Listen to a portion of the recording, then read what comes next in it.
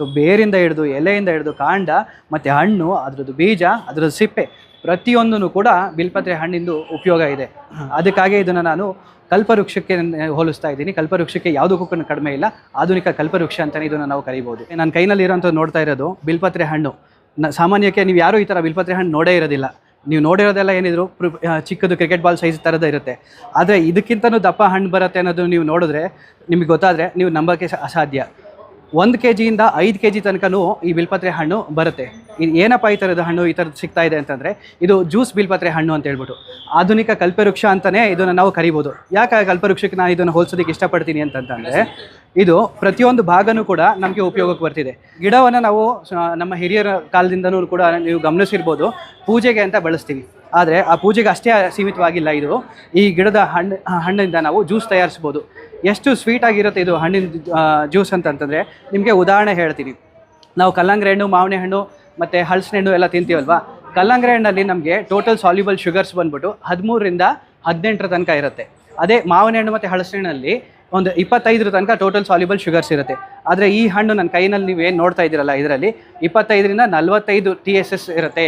ಅಲ್ಲಿಗೆ ಇಮ್ಯಾಜಿನ್ ಮಾಡ್ಕೊಳ್ಳಿ, ಮಾವಿನ ಹಣ್ಣಿನಗಿಂತ ಡಬಲ್ ಸ್ವೀಟ್ನೆಸ್ಸು ಈ ಹಣ್ಣಲ್ಲಿ ಇರುತ್ತೆ. ಈ ಹಣ್ಣಿಂದ ಡೈರೆಕ್ಟಾಗಿ ನಾವು ಪಲ್ಪ್ನ ತೊಗೊಂಡು ನೀರಲ್ಲಿ ಹಾಗೆ ಕಿವುಚಿ ಶರ್ಬತ್ನ ಮಾಡ್ಕೊಂಡು ಕುಡಿಬೋದು. ಬೇಸಿಗೆನಲ್ಲಿ ಇದು ನಾರ್ಮಲಾಗಿ ನಮಗೆ ಹಣ್ಣು ಸಿಗುತ್ತೆ, ತುಂಬ ತಂಪು ಮಾಡುತ್ತೆ ಶರೀರನ. ಅದು ಅಲ್ಲದೆ ನಮಗೆ ವರ್ಷ ಪೂರ್ತಿ ನಾವು ಇದನ್ನು ತಿಂದು ಇದ್ರ ಪ್ರಯೋಜನ ಪಡ್ಕೋಬೇಕು ಅಂತಂದರೆ ಏನು ಮಾಡಬೇಕು, ನಾವು ಒಂದು ಹೆಜ್ಜೆ ಮುಂದೆ ಹೋಗಿ ವ್ಯಾಲ್ಯೂ ಅಡಿಷನ್ ಮಾಡ್ತಾಯಿದ್ವಿ. ಅದು ಏನು ಮಾಡಿದ್ದೀವಿ, ಹಣ್ಣನ್ನು ಒಣಗಿಸ್ಬಿಟ್ಟು ಪೌಡ್ರನ್ನು ಮಾಡಿ ಈ ಪೌಡರ್ನ ರೆಡಿ ಟು ಸರ್ವ್ ಒಂದು ಪ್ಯಾಕೇಜಸಲ್ಲಿ ನಾವು ಉಪಯೋಗಿಸ್ಕೊಳ್ಳೋ ರೀತಿಯಲ್ಲಿ ಮಾಡಿದ್ದೀವಿ. ಈ ಪೌಡರ್ನ ನಾವು ಏನು ಮಾಡ್ಬೋದು, ನೀರಿಗೆ ಅಥವಾ ಹಾಲಿಗೆ ಮಿಕ್ಸ್ ಮಾಡಿಕೊಂಡು ಕುಡಿಬೋದು. ಅದರದ್ದೊಂದು ಪ್ರಾತ್ಯಕ್ಷಿಕನ ನಾನು ನಿಮಗೆ ಹಾಗೆ ತೋರಿಸ್ತೀನಿ ನೋಡಿ. ನಮ್ಮ ಹತ್ರ ಹಾಲಿದೆ, ಸ್ವಲ್ಪ ಹಾಲು, ಸ್ವಲ್ಪ ನೀರು, ಬಿಲ್ಪತ್ರೆ ಹಣ್ಣನ್ನು ಸೂರ್ಯನ ಬೆಳಕಿನಲ್ಲಿ ಒಣಗಿಸಿ ತಯಾರಿಸಲಾದಂಥ ಪುಡಿ. 1 ಗ್ಲಾಸ್ ಜ್ಯೂಸ್ ಮಾಡೋದಕ್ಕೆ 1 ಸ್ಪೂನ್ ಸಾಕು. ಅವಶ್ಯಕತೆಗೆ ಬೇಕು ಅಂತಂತಂದರೆ ಸ್ವಲ್ಪ ಬೆಲ್ಲ ಅಥವಾ ಸಕ್ಕರೆ ಅಥವಾ ಜೇನುತುಪ್ಪ ಹಾಕೋಬೋದು. ಅದೇನು ಹಾಕಲಿಲ್ಲ ಅಂತಂದ್ರೂ ಸಹಜವಾಗಿ ಇದು ಸ್ವೀಟಾಗಿರುತ್ತೆ. ಇದು ಹಲವಾರು ವಿಧಾನದಲ್ಲಿ ನಾವು ಇದನ್ನು ಕನ್ಸಂಪ್ಷನ್ಗೆ ತಗೋಬೋದು. ನಮಗೆ ಹಾಲಲ್ಲಿ ಬೇಡ ಅಂತಂತಂದರೆ ಮಜ್ಜಿಗೆನಲ್ಲಿ ತಗೋಬೋದು, ಅಥವಾ ಮೊಸರು ಜೊತೆಯಲ್ಲಿ ತೊಗೊಂಡ್ರೆ ಲಸ್ಸಿ ಆಗುತ್ತೆ. ಏನು ಬೇಡ ಅಂದರೆ ನೀರಲ್ಲೇ ಹಾಗೇ ಮಿಕ್ಸ್ ಮಾಡಿಕೊಂಡು ಕುಡಿಬೋದು. ನಮಗೆ ಸ್ವೀಟ್ ಇಷ್ಟ ಆಗಲ್ಲ ಅಂತಂತಂದರೆ ಮಜ್ಜಿಗೆ ಜೊತೆಗೆ ನಾವು ಉಪ್ಪು ಮೆಣಸು ಹಾಕ್ಬಿಟ್ಟು ಅಂತಂದರೆ ಮಸಾಲೆ ಮಜ್ಜಿಗೆ, ಬಿಲ್ವದು ಮಸಾಲೆ ಮಜ್ಜಿಗೆ ಆಗುತ್ತೆ. ಹೇಗಿರುತ್ತೆ ಇದು ಅಂತಂದರೆ ತಿಕ್ನೆಸ್ಸು ಬಟರ್ ಫ್ರೂಟ್ ಥರನೇ ಇರುತ್ತೆ ನೋಡಿ, ಎಷ್ಟು ಚೆನ್ನಾಗಿದೆ. ಅರೋಮಾನು ಕೂಡ ಅಷ್ಟೇ, ಸ್ಮೆಲ್ ನೋಡಿದ್ರೆ ಆಹಾ ಎಷ್ಟೊಂದು ಚೆನ್ನಾಗಿದೆಯಲ್ಲ, ಕುಡಿಬೇಕು ಅಂತ ಯಾರಿಗೆ ಬೇಕಾದ್ರೂ ಅನಿಸುತ್ತೆ. ಟೇಸ್ಟ್ ಹೇಗಿದೆ ಒಂದ್ಸತಿ ನೋಡ್ಬಿಟ್ಟು ಹೇಳಿ ಮಾಡೋಣ. ಹೇಗಿದೆ ನಿಮ್ಗೆ ಏನು ಅನ್ಸುತ್ತೆ ಹಾಗೆ ರಿಯಲ್ ಆಗಿ ಹೇಳಿ, ನಮಗೆ ಒರಿಜಿನಲ್ ರಿವ್ಯೂ ಬೇಕು.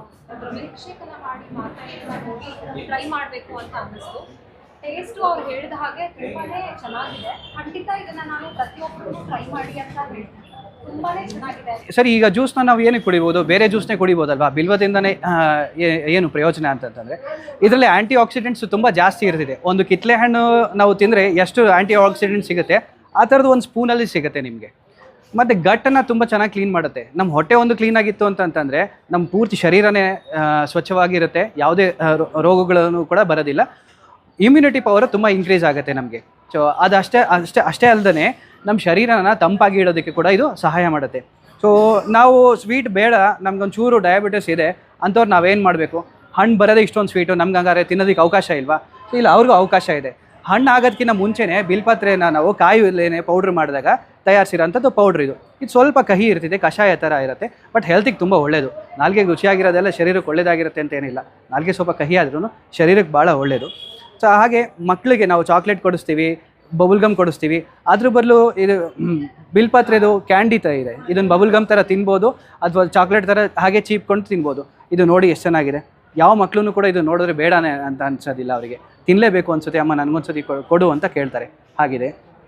ಮತ್ತು ನಾವು ಗುಲಾಬ್ ಜಾಮೂನ್ ಮಾಡ್ತೀವಲ್ಲ ಅದೇ ಥರ ಇದೊಂದು.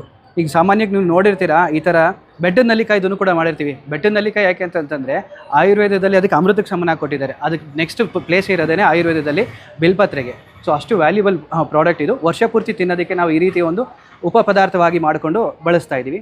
ಹಾಗೆ ನಾವು ಬರ್ಫಿ ಎಲ್ಲ ತಿಂದಿದ್ದೀವಿ, ಮ್ಯಾಂಗೋ ಬರ್ಫಿ ಎಲ್ಲ ಇಲ್ವಲ್ಲ, ಅದೇ ಥರ ಬಿಲ್ವದಿಂದ ಮ್ಯಾಂಗೋ ಬರ್ಫಿ ಕೂಡ ನಾವು ತಯಾರಿಸಿದ್ದೀವಿ. ಸೊ ಯಾಕೆ ಇಷ್ಟೆಲ್ಲ ಪದಾರ್ಥಗಳನ್ನ ನಾವು ಮಾಡಿ ಹೇಳ್ತಿದ್ದೀವಿ ಅಂತಂತಂದರೆ, ಈಗ ರೈತರಿಗೆ ನಾವು ಗಿಡಗಳನ್ನ ಬೆಳೆಯೋದಕ್ಕೆ ಕೊಟ್ಟಿದ್ದಾದಮೇಲೆ ಹಣ್ಣು ಬೆಳೆದಾದ್ಮೇಲೆ ಅವ್ರು ನಾವೇನು ಮಾಡಬೇಕು ಅಂತ ಯೋಚನೆ ಮಾಡೋಂಗಿಲ್ಲ. ರೈತರು ಗಿಡ ಬೆಳೆದ್ರೆ ಅವ್ರಿಗೂ ಕೂಡ ಲಾಭ. ಅದ್ರ ಜೊತೆಗೆ ಬಿಲ್ವ ಟೀ ಒಂದು ಮಾಡೋದನ್ನು ನಾವು ಕಂಡು ಹಿಡ್ದಿದ್ದೀವಿ, ನೋಡಿದ್ದೀವಿ. ಎಷ್ಟು ಚೆನ್ನಾಗಿರುತ್ತೆ ಟೀ ಅಂತಂತಂದರೆ ನಾನೇ ನಂಬೋಕ್ಕಾಗಲಿಲ್ಲ. ನನಗೆ ಸೂಪ್ ಅಂದರೆ ತುಂಬ ಇಷ್ಟ. ಬಿಲ್ವದು ಟೀ ನನ್ನ ಫ್ರೆಂಡ್ ನನಗೆ ಮಾಡಿಕೊಟ್ಟಾಗ ಕಸರೆ ಇರ್ತಿದ್ದೆ ಬಾಡಾಕೋಣ ಅಂತ ಹೇಳಿ ಒಲ್ಲದ ಮನಸ್ಸಿಂದನೇ ನಾನು ಕುಡಿಯೋದಕ್ಕೆ ನೋಡಿದೆ. ಬಟ್ ಎಲ್ಲ ಸೂಪ್ಗಿನ್ನೂ ಚೆನ್ನಾಗಿದೆ. ಅದಕ್ಕೇನೂ ಹಾಕಿರಲಿಲ್ಲ, ಸುಮ್ಮನೆ ಬಿಸಿನೀರಲ್ಲಿ ಅದನ್ನು ಕಾಯಿಸಿ ಸೋಸಿ ನಾವು ಕುಡ್ದಿದ್ದಷ್ಟೇ. ಅದಕ್ಕೆ ಏನಾದರೂ ಸ್ವಲ್ಪ ಮಸಾಲೆ ಪದಾರ್ಥಗಳನ್ನ ಆ್ಯಡ್ ಮಾಡಿಬಿಟ್ಟ ಅಂತಂದರೆ ಯಾವ ಸೂಪ್ಗೂ ಏನು ಕಡಿಮೆ ಇಲ್ಲ, ಅಷ್ಟು ಚೆನ್ನಾಗಿರುತ್ತೆ ಬಿಲ್ಪತ್ರೆ ಚಕ್ಕೆಯ ಸೂಪು. ಸೊ ಇದೇ ಕಾರಣದಿಂದ ಇದಕ್ಕೆ ನಾವು ಆಧುನಿಕ ಕಲ್ಪವೃಕ್ಷ ಅಂತ ಹೇಳೋದಕ್ಕೆ ನಾನು ಇಷ್ಟಪಡೋದು. ಇದರ ಚಕ್ಕೆ ಇರಲಿ, ಇದರ ಹಣ್ಣಿರಲಿ, ಇದರ ಬೀಜ ಇರಲಿ, ಇದರ ಫೈಬರ್ ಇರಲಿ, ಪ್ರತಿಯೊಂದರಿಂದನೂ ಕೂಡ ಒಂದಲ್ಲ ಒಂದು ಪದಾರ್ಥಗಳು ಉಪಯೋಗಕ್ಕೆ ಬರ್ತಿದೆ. ಅದು ಎಂಥ ಉಪಯೋಗ? ನಮ್ಮ ಆರೋಗ್ಯನ ಸುಧಾರಿಸೋವಂಥದ್ದು, ಮತ್ತು ರೈತನಿಗೆ ಹಣವನ್ನು ತಂದುಕೊಡೋವಂಥದ್ದು, ನಮ್ಮ ಎಕಾನಮಿನ ಡೆವಲಪ್ ಮಾಡೋ ಅಂಥದ್ದು. ಯಾಕೆ ಅಂದರೆ ಇದು ಎಂಥ ನಿಷ್ಠುರವಾದಂಥ ಕಷ್ಟವಾದಂಥ ಭೂಮಿನಲ್ಲೂ ಕೂಡ ಈ ಗಿಡ ಅಡಾಪ್ಟ್ ಮಾಡ್ಕೊಂಡು ಬೆಳೆಯುತ್ತೆ. ತುಂಬ ಕ್ಷಾರ ಭೂಮಿ ಅಂತ ಹೇಳ್ತಾರೆ, pH ತುಂಬ ಜಾಸ್ತಿ ಇರೋದು, ಅಲ್ಕಲೈನ್ ಆಗಿರೋಂಥ ಸಾಯಿಲು, ಅದೇನು ಮ್ಯಾಟ್ರೇ ಆಗೋಲ್ಲ ಈ ಗಿಡಕ್ಕೆ. ಎಷ್ಟಿದ್ರೂ ಕೂಡ ಸಹಿಸ್ಕೊಂಡು ಈ ಗಿಡ ಬೆಳೆಯುತ್ತೆ. ನೀರು ಬೇಕೇ ಆಗೋದಿಲ್ಲ. ಪ್ರಾರಂಭದಲ್ಲಿ ಒಂದು ಮಳೆಗಾಲದಲ್ಲಿ ನೆಟ್ಬಿಟ್ಟು ಬೇಸಿಗೆ ಬಂದಾಗ ತಿಂಗಳಿಗೊಂದು ಸತಿ ಸ್ವಲ್ಪ ನಾವು ನೀರು ಕೊಟ್ಬಿಟ್ರೆ ನಮ್ಮ ಜವಾಬ್ದಾರಿ ಮುಗೀತು. ಅದ್ರ ಕೇರ್ನ ತನ್ನಷ್ಟಕ್ಕೆ ತಾನೇ ಅದು ನೈಸರ್ಗಿಕವಾಗಿ ತಗೊಂಡು ರೈತನಿಗೆ 2ನೇ ವರ್ಷ 3ನೇ ವರ್ಷದಿಂದ ಫಲ ಕೊಡೋದಕ್ಕೆ ಶುರುವಾಗಿ ಅವನಿಗೆ ಆದಾಯಕ್ಕೆ ತಂದುಕೊಡುತ್ತೆ. ಸೊ ನಮ್ಮ ಹತ್ರ ನೀರೇ ಇಲ್ಲ ಗಣಪ, ಬೆಟ್ಟದ ಹತ್ರ ನನ್ನ ಜಮೀನಿದೆ, ಯಾವುದೋ ಒಂದು ಕೋತಿಗಳು ಪ್ರಾಣಿಗಳು ಬಂದು ಕಿತ್ಕೊಂಡು ಹೋಗುವಂಥದ್ದು ಒಂದು ಪ್ರದೇಶ ಇದೆ, ಅಲ್ಲಿ ನಾನೇನೂ ಮಾಡೋಕ್ಕೆ ಸಾಧ್ಯನೇ ಇಲ್ಲ ಅಂತವರು ಕೂಡ ಆಸೆ ಕಳ್ಕೊಳ್ಳೋದು ಬೇಕಾಗಿಲ್ಲ. ಅವ್ರಿಗೂ ಕೂಡ ಒಂದು ಅವಕಾಶ ಇದೆ. ಈ ಬೆಲ್ಪತ್ರೆ ಹಣ್ಣನ್ನ ನೀರಿಲ್ಲದೆ ಇರೋ ಜಾಗಕ್ಕೆ, ಮಂಗಣ್ಣ, ಕೋತಿ, ಹಂದಿ ಬರೋಂಥ ಜಾಗದಲ್ಲಿ ನೀವು ಹಾಕಿದ್ರೂ ಕೂಡ ಅವು ಏನೂ ಇದಕ್ಕೆ ತೊಂದರೆ ಮಾಡೋದಿಲ್ಲ. ಇದಕ್ಕೆ ನೀರು ನೀವು ಕೊಡೋ ಅಂಥ ಅವಶ್ಯಕತೆನೇ ಏನು ಬೇಕಿಲ್ಲ. ಅಲ್ಲಿ ತನ್ನಷ್ಟಕ್ಕೆ ತಾನೇ ಬೆಳೆದು ಇದು ನಮಗೆ ಫಲ ಕೊಡೋದಕ್ಕೆ ಶುರು ಆಗುತ್ತೆ. ರೈತನಿಗೆ ಆದಾಯನೂ ಕೂಡ ಇದೆ. ಮತ್ತು ನಮ್ಮಂಥ ಹೊರಗಡೆ ಇರೋಂಥ ಎಲ್ಲ ಜನಗಳಿಗೂ ಕೂಡ ಒಂದು ಒಳ್ಳೆ ಆರೋಗ್ಯಕರವಾದಂಥ ಪೇಯ ಮತ್ತು ಪದಾರ್ಥ ಇದರಿಂದ ಲಭ್ಯ ಆಗುತ್ತೆ. ಇದು ಬಿಲ್ಪತ್ರೆ ಹಣ್ಣಿಂದ ನಾವು ಏನೇನು ಪ್ರಯೋಜನ ಆರೋಗ್ಯಕರವಾಗಿ ಅಂತ ನಾವು ಯೋಚನೆ ಮಾಡೋದಾಯಿತು ಅಂತಂತಂದರೆ, ಫಸ್ಟ್ ಆಫ್ ಆಲ್ ಇದರಲ್ಲಿ ಆ್ಯಂಟಿ ಆಕ್ಸಿಡೆಂಟ್ಸ್ ತುಂಬ ಜಾಸ್ತಿ ಇರುತ್ತೆ. ನಾನು ನಿಮ್ಗೆ ಹೇಳ್ದಂಗೆ ಜಾಸ್ತಿ ಇರೋಂಥದ್ದೊಂದು ವಿಟಮಿನ್ ಸಿ. ಅದು ತಿನ್ನೋದ್ರಿಂದ ನಮ್ಗೆ ಏನು ಅನುಕೂಲ ಆಗುತ್ತೆ ಅಂತಂದರೆ ಬಾಡಿ ಇಮ್ಯುನಿಟಿ ಪವರ್ ಜಾಸ್ತಿ ಆಗ್ತಾ ಹೋಗುತ್ತೆ.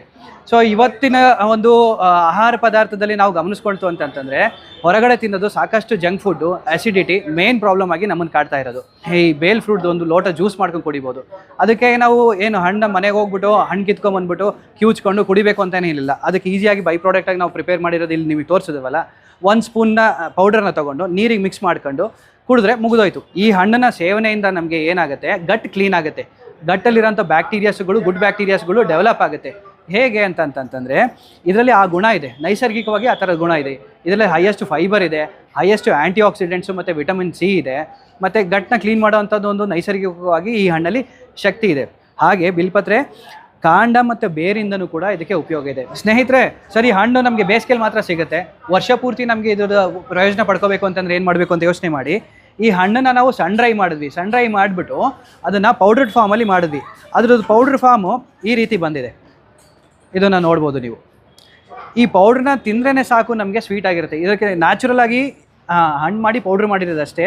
ಇದಕ್ಕೆ ಯಾವುದೇ ರೀತಿಯಾದಂಥ ಇಂಗ್ರೀಡಿಯೆಂಟ್ಸ್ನ ಆ್ಯಡ್ ಮಾಡಿಲ್ಲ. ಅದಕ್ಕೆ ಶುಗರ್ ಇರಲಿ ಅಥವಾ ಜಾಗರಿ ಇರಲಿ ಅಥವಾ ಸ್ಟೀವಿಯಾ ಇರಲಿ ಯಾವುದೇ ರೀತಿ ಇಲ್ಲ. ಬಟ್ ಇದನ್ನು ತಿಂದರೆ ತುಂಬ ಸ್ವೀಟ್ ಆಗಿದೆ. ಸೊ ನಾವು ಇದನ್ನು ಯಾಕೆ ಈ ಥರ ಮಾಡ್ತಾ ಇದ್ದೀವಿ ಅಂತಂದರೆ, ಗೋಯಿಂಗ್ ಫಾರ್ವರ್ಡ್ ವ್ಯಾಲ್ಯೂ ಅಡಿಷನಲ್ಲಿ ಇದನ್ನು 5 ರೂಪೀಸ್ ಅಥವಾ 10 ರೂಪೀಸ್ ಸ್ಯಾಚೆಟ್ಸ್ನ ಮಾಡಿಬಿಟ್ಟು ರೆಡಿ ಟು ಸರ್ವ್ ಡ್ರಿಂಕ್ಸ್ನಾಗಿ ಮಾಡ್ಕೋಬೋದು. 5 ರೂಪಾಯಿದು ಒಂದು ಸ್ಯಾಚೆಟ್ ತೊಗೊಬಂದ್ವಿ, ನೀರಿಗೆ ಮಿಕ್ಸ್ ಮಾಡ್ಕೊಂಡ್ವಿ, ಕುಡಿದ್ವಿ.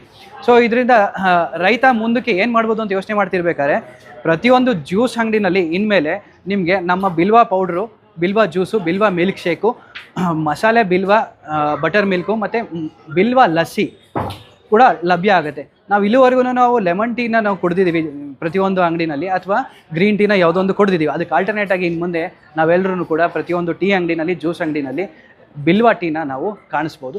ಆ ಒಂದು ಮಟ್ಟಕ್ಕೆ ನಾವು ತಗೊಂಡು ಹೋಗಬೇಕು ಅಂತಲೇ ಸಸ್ಯಧಾಮದಿಂದ ಬಿಲ್ವಾಸ್ಟಕಮ್ ಕಂಪನಿನ ನಾವು ಓಪನ್ ಮಾಡಿಕೊಂಡು ವ್ಯಾಲ್ಯೂ ಅಡಿಷನ್ ಮಾಡ್ತಾ ಮುಂದೆ ಹೆಜ್ಜೆ ಇಡ್ತಾ ಹೋಗ್ತಾ ಇದ್ದೀವಿ. ಒಂದು ಸರ್ಕಲ್ನ ಕಂಪ್ಲೀಟ್ ಮಾಡೋ ಒಂದು ಹೆಜ್ಜೆನ ನಾವು ಪ್ರಯತ್ನ ಮಾಡ್ತಾ ಇದ್ದೀವಿ ಈ ವಿಚಾರದಲ್ಲಿ, ಈ ನಿಟ್ಟಿನಲ್ಲಿ. ಸೊ ಆಸಕ್ತಿ ಇರೋವಂಥವ್ರು ಬಿಲ್ವ ಪೌಡರ್ನ ಕೂಡ ನಾವು ಜ್ಯೂಸ್ ಪೌಡರ್ನ ನಮ್ಮಲ್ಲಿ ಲಭ್ಯ ಇದೆ, ಬೇಕಾದವರು ಸಂಪರ್ಕ ಮಾಡ್ಬೋದು ತಾವೇ.